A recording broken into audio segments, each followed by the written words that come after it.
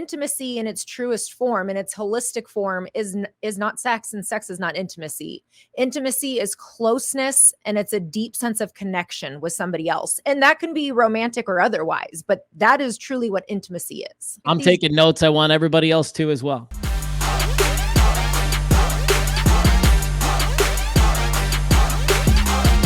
This is Relatable, Relationships Unfiltered. Hey, welcome to Relatable, Relationships Unfiltered. Today I'm hanging out with my friend Mathew Blades, host of the Learn from People Who Lived It podcast, for a special series where we'll be focusing on intimacy all month long. This week we're diving into the 5 types of intimacy. Well, I am so excited about this whole series that we're getting ready to kick off right here, right now. Hi there, it's Mathew Blades, and Dr. Elizabeth Fedrick is back with us for the entire month for Intimacy Month. How are you? I am good, Mathew. I am excited to be here. I am so excited about this topic. Yeah, I know. And if y'all don't know, you should follow this woman on Instagram. It's how I started getting to know her and like her posts. And I even think I write to you sometimes. I'm like, girl, your posts are written for me sometimes, it feels like. I love that. And you do a lot of posting around intimacy. Why? Why do you choose intimacy as something you want to talk about? Because it's not talked about enough. It's talked about in very societally rigid ways. It's talked about with all these expectations and all these shoulds, but it's not talked about from a vulnerable, real place. And I think that is really where my heart comes from with all of my content, but especially talking a lot about normalizing different topics, but intimacy being one of them. And in my work as a couples therapist, just noticing that couples do not talk about intimacy. And so if I can create a way for, hey, did you see that post? Or like, and I have clients tell me that all the time, like, thank you, your post helped me start conversation. Yeah, that's a great, you're right. It's a perfect lead in. Some people just need a prompt and then they can get into it. It's funny that you mentioned what you just did, because my wife and I've just been watching this show on Netflix about money. It's called How to Get Rich. And it's this dude. Mm-hmm. Have you watched it? Yeah. Uh-huh. I love it. Right. So like Ramit goes around and he's helping all these couples, and intimacy is like money.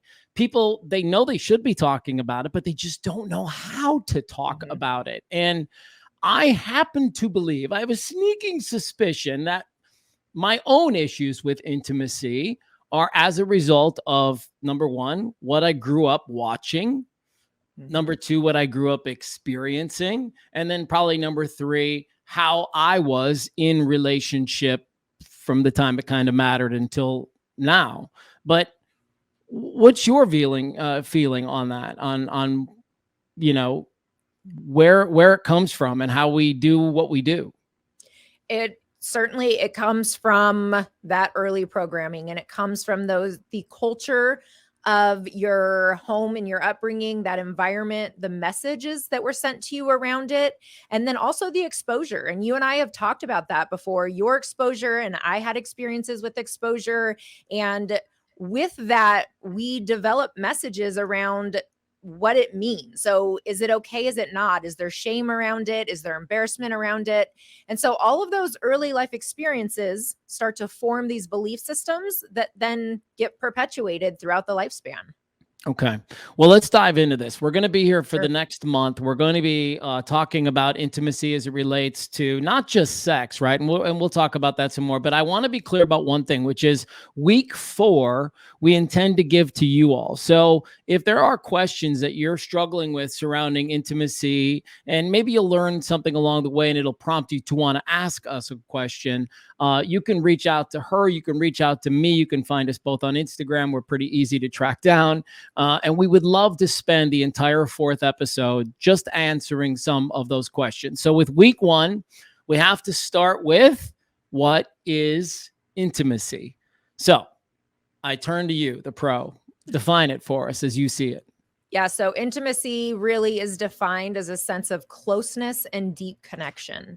And that is important to understand because intimacy is not sex. And those words are used synonymously. And I believe it's because it kind of buffers the shame, the embarrassment around the word sex. It is a very shamed word. And so we add in these other terms that we say instead to buffer that embarrassment, and intimacy is one of them. But the reality is that intimacy in its truest form, in its holistic form, is not sex, and sex is not intimacy. Intimacy is closeness, and it's a deep sense of connection with somebody else. And that can be romantic or otherwise, but that is truly what intimacy is. Sounds to me like you don't necessarily appreciate that connection between sex and intimacy. I think it's less about me not appreciating it, because really good sex is intimate. And that's so there is going to be that happening simultaneously. But what I don't appreciate is that intimacy is so much deeper than sex. And so when a partner talks about we're just not intimate anymore, that really keeps it surface level, because you're likely not intimate anymore because of emotional intimacy, which then leads into physical intimacy. So I think the part that I'm not appreciating is it just really simplifies a much more complex term. Fair enough. Because we have intimacy with our kids. We have intimate moments with our parents. We have intimate moments with a lot of different people in our lives, but we usually don't have sex with all those same people. Correct. And that's exactly it. We can have levels of intimacy with all of those relationships. So what do you enjoy talking about regarding intimacy? Are there things and themes that you see along the way that, boy, if you like have 5 minutes to talk to somebody, you're like, I'm going to make sure they know this? The main thing that I like to make sure that people know is, in my opinion, there's 5 types of intimacy. So if we're transitioning back to romantic relationships, there's 5 types of intimacy that really need to be attended to and fostered for the most healthy, sustainable, fulfilling relationship. And so, Okay. and we'll break I'm taking notes. I want everybody else to as well. Go ahead. No, and we can break these down further, but so emotional, physical, intellectual, experiential, and did I say spiritual? Emotional, physical. Okay. Spiritual, experiential, and intellectual, which I should remember. That is by far my favorite form of intimacy. Is it? Yes. So we can start anywhere you want if we want to kind of like dive into those. Okay. Let's start with emotional intimacy. Okay. So emotional intimacy is really about deep conversations. It's about vulnerability, empathy, trust, respect. It is that foundation, and emotional intimacy is something that will take place should take place in all of your close relationships. But when we're looking at romantic relationships, this is the safety to talk about hard things, to talk about what I call your raw parts, which maybe are like your unhealed traumas, or maybe it is your healed traumas, but it's these things that we're not just going to, or should not just go meet someone new and it's part of our first conversation. Okay. So emotional intimacy is really about going deeper under the surface.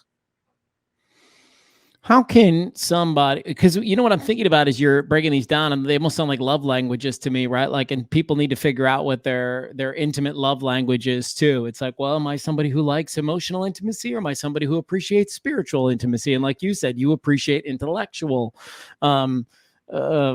intimacy. So next on your list was physical intimacy. Let's break that down. Sure. And I love, just real quick, that you say that, because I am actually working on creating that very thing, because I agree that intimacy, that you should be able to understand that intimacy language. So physical intimacy, this can fall into a couple categories. So I probably get pushback on my types of intimacy that I don't put sexual intimacy into its own category. People might push back on that, but I really put that into physical. So physical includes nurturing touch, caressing, massaging, hand holding, hugs, kisses, but then also does include the sexual side of things. So that's foreplay, penetration, oral sex, all of those type of things also fall into physical. So that's really across the spectrum, from nurture to sexuality. All right. We're going to go back and talk about these deeper, but I want to get through the first 5. Yeah. So intellectual, your favorite. Help us understand that. Favorite. Intellectual is about creativity, curiosity. It is exploring maybe more controversial topics. It's playful debate. So for me, like my favorite type of dates will be to a museum, to, an art gallery, something like that, where we are stimulating the brain, and that is intellectual intimacy or intellectual foreplay. Yeah. Experiential. New adventures, novel experiences. This is going to new restaurants, going on vacations together. But this can also be your routines and your daily structure and just the things that you expect to do together. But experiential really being about your experiences together. Okay. And then maybe it speaks for itself, but I'll let you put some color behind spiritual intimacy. Yeah, which can sometimes be confusing for people because they're wondering how that becomes intimate, or even when I talk about spiritual foreplay. But that is praying together, that's meditating together, that's worshiping your higher power, it's exploring your inner worlds. Tantra, all of that really is that spiritual connection and intimacy. Interesting. And so it has less to do with your spiritual connection to each other and more about the things you're doing. Well, so it's spiritual connection with each other through these joint activities. So doing tantra or doing a breathing exercise together, being conjoined, making really intense, eye contact. So holding eye contact while you're getting your rhythm of breathing in the same place. Or for some people, it's praying before bed together. All of that is, again, when we talk about intimacy, being about closeness and connection, a lot of people feel that through spiritual. Okay, I love this because I feel like in the first 10 minutes alone, you've probably given me at least more clarity around intimacy than I've ever had in my life before. I probably represent so many folks who thought intimacy was, and I wasn't dumb enough to think it was just sex, but I thought it had a lot to do with that, that part of life. And so, what's interesting to me is as I listen to you break down these fives, I almost love this love language kind of analogy that we're making here because it does kind of help you figure out where you're going to land. Now, I want to ask you, as somebody who, practices and sees people and coaches and guides and all the wonderful things that you do for people, when you work with folks who are like depressed, anxious, have had trauma, have had some experience on the way, what sort of an impact will that kind of have on what level of intimacy they're allowed to give and receive? Yeah, the impact of that, and I'll speak personally from someone who struggled with anxiety and depression since my as early back as I can remember, and really at peaking in middle school and being very present since then. It certainly does influence my ability to be intimate, because if I'm in a really anxious state, it's hard to let my guard down, or it's hard to let someone close. Or if I'm really depressed, maybe I'm in a state of fatigue. And so it can be hard to show up for my partner in the way that they need. And so I know a lot of my clients who I talk to, they struggle with the same things when mental health is something that is really active for them. Unprocessed trauma comes from a background of trauma, which is where my mental health concerns come from. And so I'm aware firsthand at how that impedes upon my intimacy. But I think that's what makes me that much more equipped to help people who have that same experience, that just because we struggle with mental health, with anxiety, with depression, doesn't mean we can't find ways to show up. Doesn't mean we can't find ways to allow our partner to show up. And that's some of my most intimate moments, is when I can allow a partner to see that side of me, which I don't do a great job at, because it's really scary. It's really embarrassing as a mental health professional to say, hey, I have these really dark thoughts that I don't like to talk about. And to let someone be in on that with me, that creates really deep intimacy.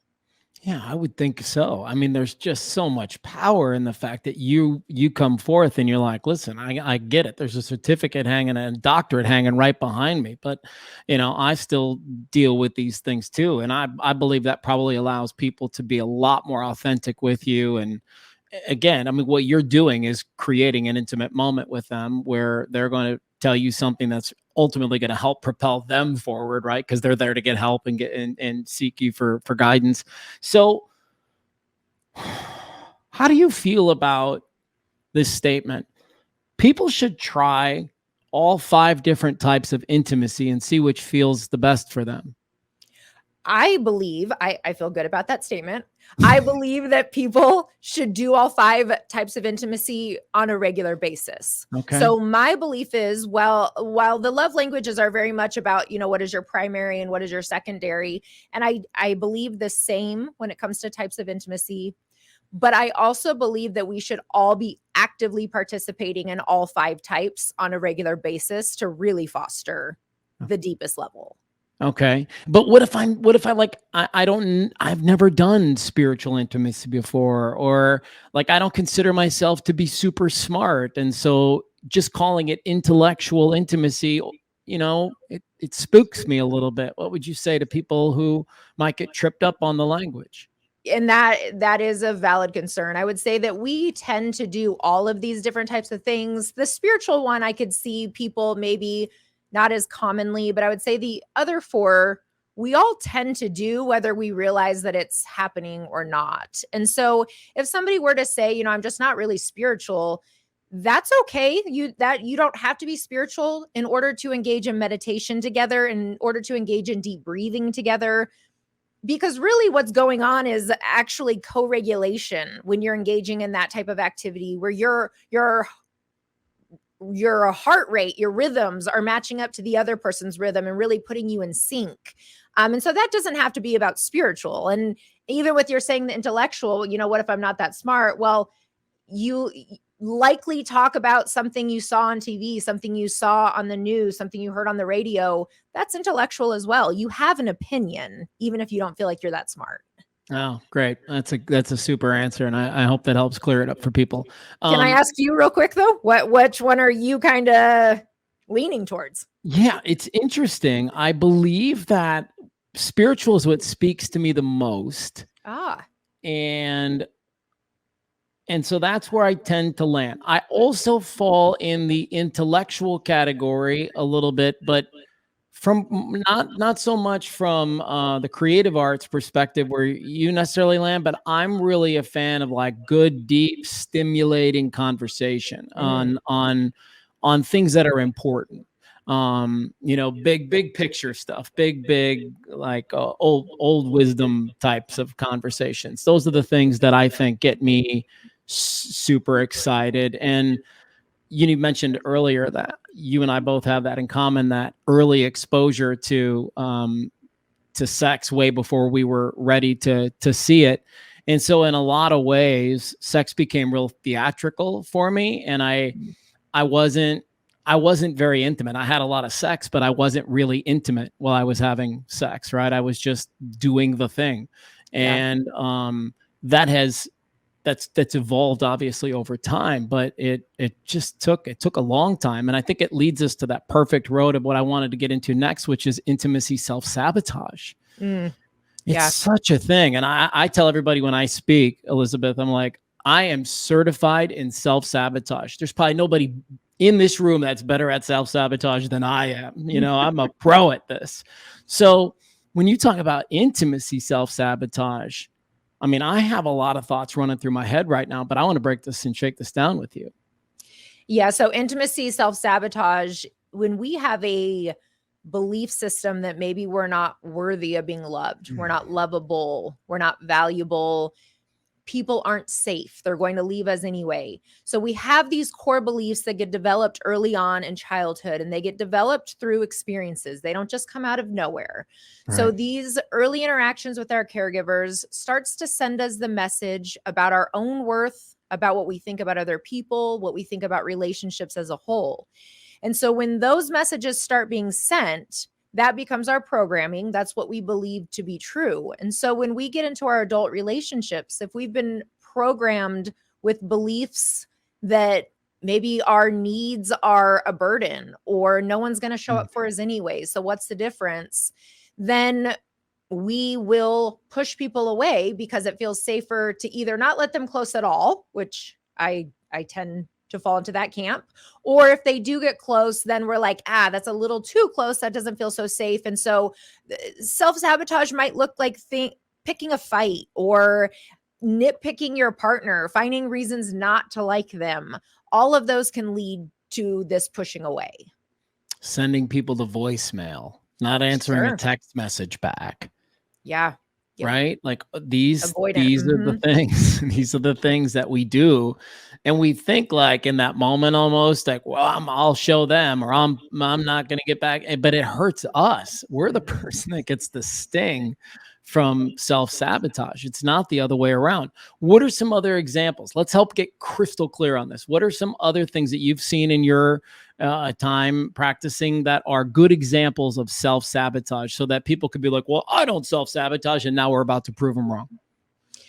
Take So your time if you need to. I believe really the conflict part is one of the main things. And so Conflict. that would be picking a fight over something that really doesn't need to be a fight. That would be pointing out, criticizing your partner. So really nitpicking at them, nagging at them.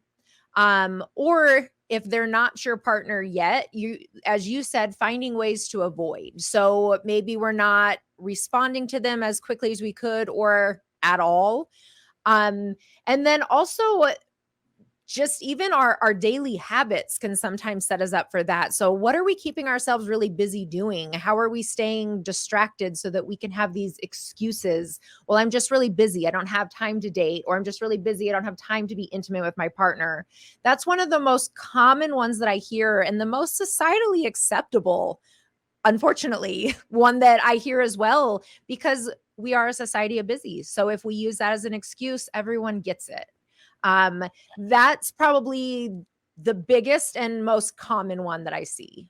I love that you said that so very much. I mean, because that's the deal. I mean, I think I just put up a video on Instagram a few days ago, and it's something like, did we all forget like how stupid it was to be this busy all the time? Like it's Yeah. incredibly it's not good for us, and it's not a good long-term strategy at all. What do you think about self-sabotage and intimacy from like a diet perspective or a movement perspective? Yeah, just what do you think about, what would be examples of like that kind of self-sabotage? Well, even from the extent of, and I get this is more of a question, but if somebody is struggling maybe with body image, is that what you mean? Like how that becomes, Yeah, right, right. yeah. And we do see that commonly. So somebody generally, and I don't want to stereotype this, generally though, I hear most often women will struggle with body image, and so they'll talk about they don't want to be naked in front of their partner. But you're right, then they're not really engaging in the steps to help them to become comfortable with their partner. So then that also remains just as valid as the busy excuse, the insecurity excuse. And I hate to say that, because we do have insecurities, and that is valid, but not doing anything about it and then continuing to use that as the reason not to be intimate with your partner would certainly fall into the self-sabotage. Yeah. Okay. So we've identified intimacy. We've identified ways that we sabotage intimacy. We should probably talk about, and we're gonna, by the way, in weeks 2 and in weeks 3, get into stuff like relational programming. We're gonna talk about understanding yourself more to be more intimate. We're gonna talk about next week, actually, like how we lose it and the most common struggles surrounding intimacy, fears of intimacy, that kind of thing. But what do you do with, you got a problem, so because you got to work on it if you're going to get through it. And I know from my own struggles that it's the fear of like, what if, and it's usually the fear of what if it's really good. But Absolutely. how do you recommend that folks work through those types of things? Because man, the best version is waiting right there on the other side, and we I want to encourage you to take it, but I know how hard it is. So what can we offer them? Yeah, the first step is going to have to start with individual therapy. So, or doing individual self work. So, if we, people listening, therapy is not accessible. I hear you, I see you, I get that. But there is a lot of self work you could be doing, whether it's through books, finding things online, YouTube videos, trying to, of course, find sources as reparable, that have that reputation of the reviews and things like that. But that's got to be the place to start. So one of the most common misconceptions, or one of the most common barriers that I see happen when people want to improve intimacy, is they will show up to something together, which is great if they've both done the work, because intimacy does feel like a joint problem, of course, because it's part of the relationship and if it's lacking. But if you don't start by doing your own personal work and addressing those traumas, addressing your relational programming, you guys are both just showing up with your own stuff and trying to kind of like brush it under the rug while you're building up this other side, which is just not possible. So the first and foremost is you've got to address your traumas. You've got to increase your emotional regulation, increase your own emotional intelligence. And that's the best place to start. And then from there, we can lead into the work together. And I'm happy to elaborate on that. Or yeah, I mean, I think we have to, and probably need to say first though that like part one of that is in a journey all of itself, right? Like, yes, and yeah, sometimes a long one. And that doesn't mean that we can't start doing the work as a couple at the same time. It doesn't mean we can't pick it up shortly after. But what I am saying is that if you don't address all of this stuff under the iceberg, then improving your communication skills, God help us, is not going to improve your intimacy. And that is now we're going to talk about when I get irritated, because that would fall into that category, is when people go to a couples counselor or they go to a sex therapist or they go wherever to seek help to really repair their relationship and really build this intimacy. And they're told, if you just communicate better, let me teach you some communication skills and you guys will be set to go. That truly breaks my heart, because that is literally putting a Band-Aid on a limb, just a broken arm, right? Yeah. Yeah. So I digress, but that is where you should start, is doing your individual work. And then when you come together to do couples work, the place that I start is by ensuring that both partner understands the relational programming of the other partner. So we have to understand that the other person's themes. We have to know what core beliefs they're operating on, which, like you said, we're going to get into in an upcoming episode, so we can really dig into that. But you have to understand your partner, and you have to understand their raw parts. You have to understand their inner child in order to show up in the way that they need.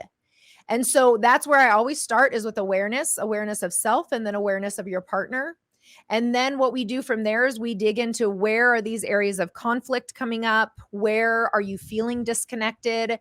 And we get that surface level information so that we can dig under it and find out what's actually going on. Oh, I am such a Dr.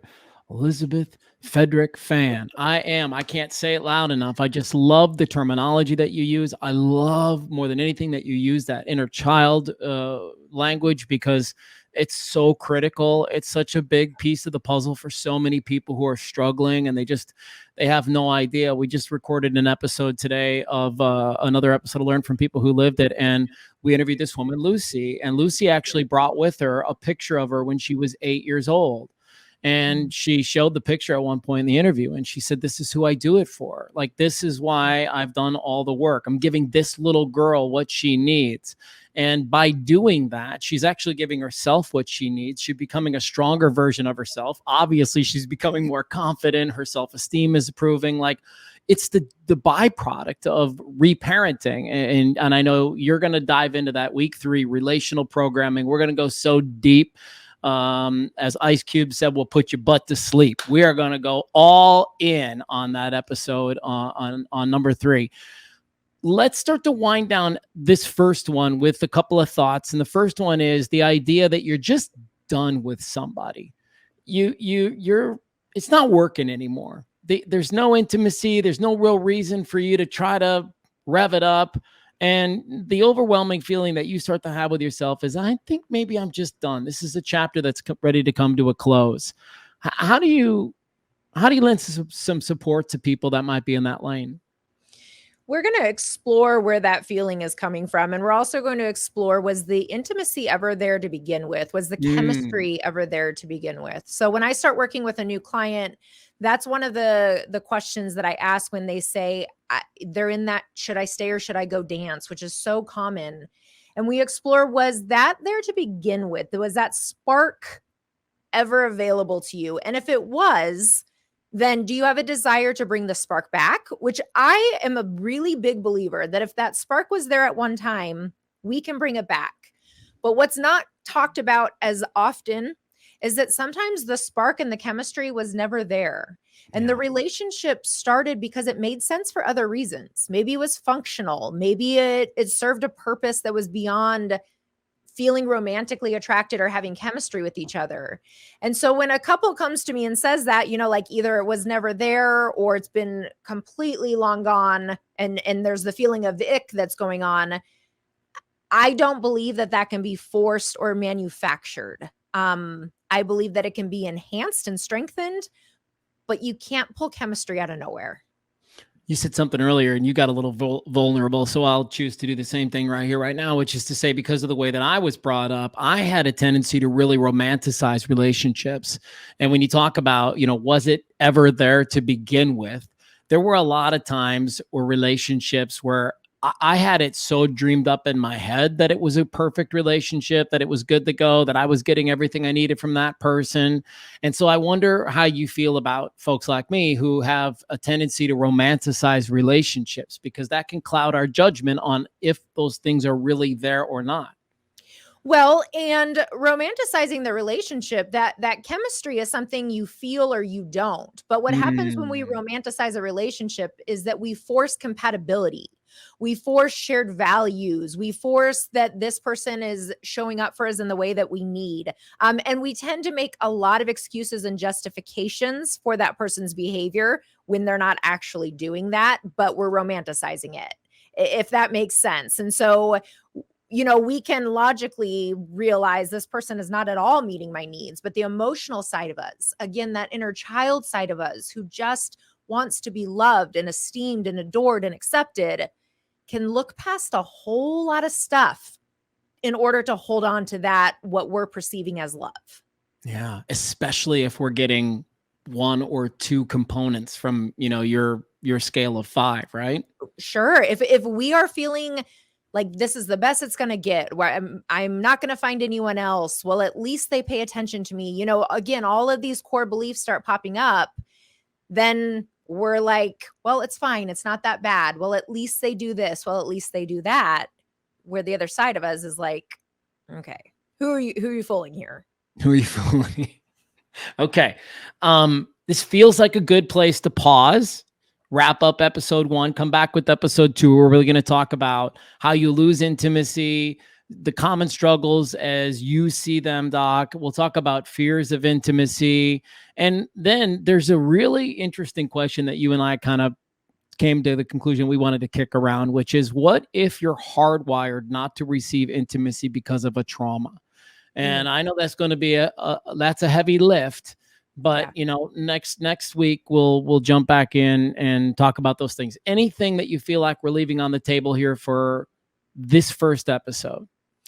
I would say that the main thing for this first episode, really understanding intimacy, is the place to start. If you are struggling with this connection with your partner, it's so important to understand what intimacy actually is, as well as to understand some of these barriers to it, unresolved traumas, frequent conflict, insecurities, which we're going to dive into all of that. But awareness is key, which is the whole point of this first episode. We have to understand, what is it?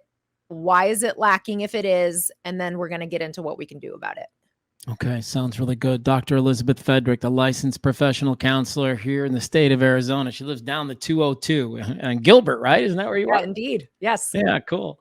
And she's got her own podcast, by the way. I want to make sure that I mention that. It's called Relatable, just like the sign right behind her. And so I encourage people to check that out too.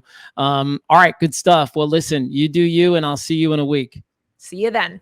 Thank you, Matthew, for such an insightful conversation. And thank you all for hanging out on Relatable Relationships Unfiltered. Make sure to subscribe to our YouTube channel, sign up for my newsletter, and find me on Instagram at Dr. Elizabeth Fedrick.